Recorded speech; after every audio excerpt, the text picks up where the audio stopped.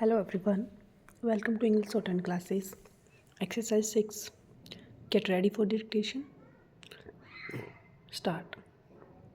The seventh plan represents a conscious, internally consistent, and carefully thought out program for the most efficient exploitation of our resources possible in existing conditions.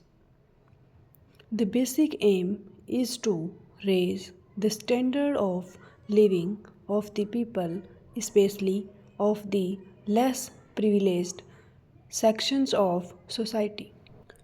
Our planning should result not only in an integrated process of increased production but rational distribution of the added wealth.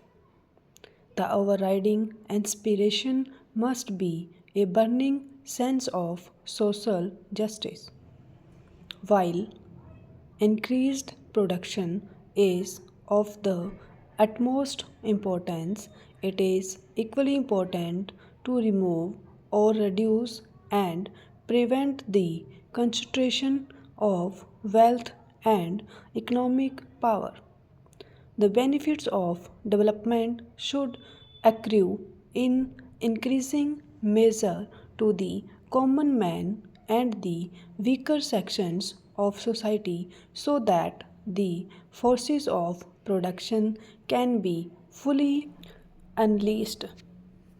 A sense of involvement or participation by the people as a whole is vital for the success of any plan of rapid economic growth. This can only be evoked by screwing social justice by reducing disparities of income and wealth and by redressing regional imbalances. Our orientation of our socioeconomic institutions in this spirit is accordingly the first necessity.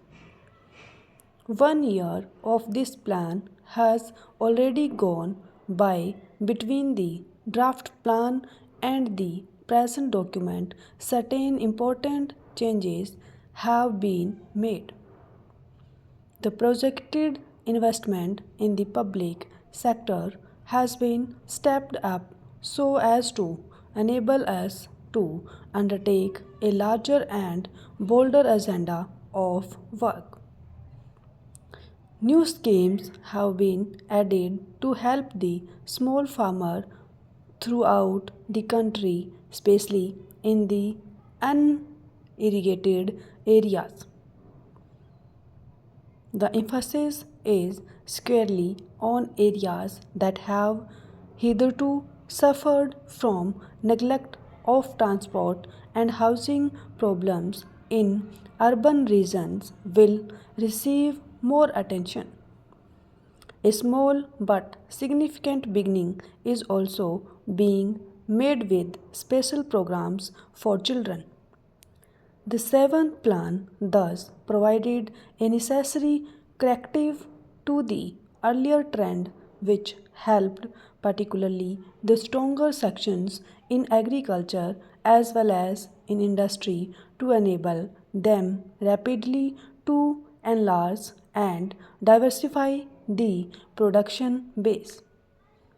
In the long run, the full potential of growth cannot be realized unless the energies of all our people are put to profitable use.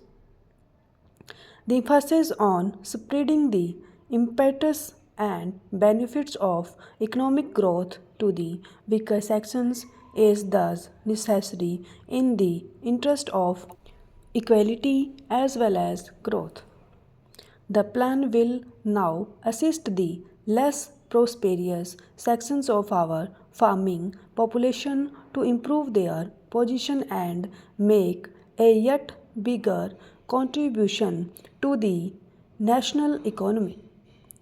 greater industrial activity, and the modernization of agriculture by adopting intensive methods of cultivation and irrigation would mean that a larger proportion of young men seeking jobs could find employment nearer home. Stop.